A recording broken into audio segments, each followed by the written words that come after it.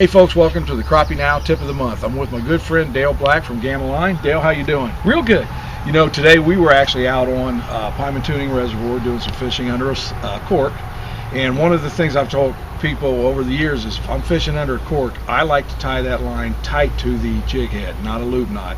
So I figure you being the Gamma Line man, maybe show one of your favorite knots for that. Well, one of my favorite knots that I use is an improved clinch knot. I'm not very good at tying knots, and people that talk to me know I don't like the Palomar knot because if it's mistied, it breaks very easy because it cuts itself.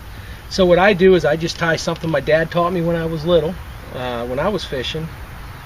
Run it through the eye, then you wrap it around itself 7 to 8 times. 3, 4, 5, 6, 7, 8. Now what you have created is another loop down here at the bottom. You run it through, and then you have the second loop here that you just made by running it through, and you pull it back. Now this is a critical part about tying knots, and this is where most people mess up knots, is they want to pull that down tight before they actually have moved the knot all the way down to the hook, and you can find. But also each knot, whether it's a improved clinch, Palomar, or what, there's different ways of tightening it, of which whether you pull the tag end or the main line.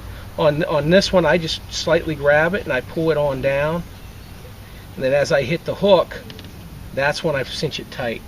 One thing I didn't do is you want to make sure you lubricate that real well. That keeps it from friction burning, and that's critical. You can friction burn nylons, you can friction burn braids, and if you're using a heavy braid, it's not that big of a deal. But if you're using a 6-8 pound braid, you can break it just like you do a standard nylon, just with a little tug if you friction burn it. Hey, appreciate it. Dale with your tip of the month.